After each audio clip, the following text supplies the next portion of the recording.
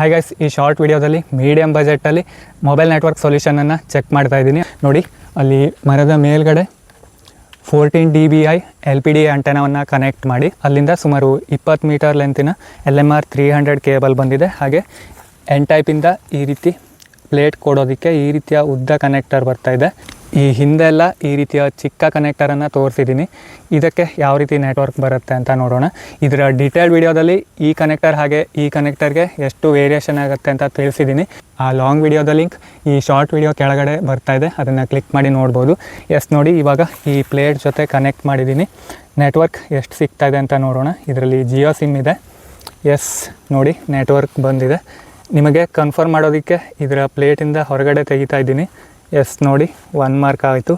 ಇಲ್ಲಿ ನೋಡಿ 133 dBm ಕೂಡ ಆಗೋಯಿತು. ಇವಾಗ ಫುಲ್ ನೆಟ್ವರ್ಕ್ ಹೋಗುತ್ತೆ. ನೋಡಿ, ಅಂದರೆ ಈ ನೆಲದ ಲೆವೆಲ್ಗೆ ಯಾವುದೇ ರೀತಿ ಮೊಬೈಲ್ಗೆ ಜಸ್ಟ್ ನೆಟ್ವರ್ಕ್ ಬರೋದಿಲ್ಲ. ಸುಮಾರು 10 ರಿಂದ 12 ಫೀಟ್ ಹೈಟಲ್ಲಿ ಮೊಬೈಲ್ ನೆಟ್ವರ್ಕ್ ಬರುತ್ತೆ. ಈ ನೆಲದ ಲೆವೆಲ್ಗೆ ಬರೋದಿಲ್ಲ ಅಂದರೆ ಮನೆ ಒಳಗಡೆ ಯಾವುದೇ ರೀತಿ ನೆಟ್ವರ್ಕ್ ಇಲ್ಲ. ನೋಡಿ, ಇವಾಗ ಕಂಪ್ಲೀಟಾಗಿ ನೆಟ್ವರ್ಕ್ ಹೋಗಿದೆ. ಮತ್ತು ರಿಸೀವರ್ ಮೇಲ್ಗಡೆ ಟಚ್ ಮಾಡ್ತಾ ಇದ್ದೀನಿ.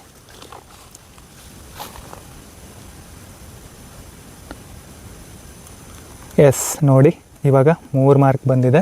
-110 -109 dBmವರೆಗೆ ಬರ್ತಾ ಇದೆ. ಅದೇ ರೀತಿ ಇಂಟರ್ನೆಟ್ ಸ್ಪೀಡನ್ನು ಕೂಡ ಚೆಕ್ ಮಾಡಿ ನೋಡಿಬಿಡೋಣ ಎಷ್ಟು ಬರುತ್ತೆ ಅಂತ. 1.5 MB ಮೇಲ್ಗಡೆ ಹೋಗಿದೆ.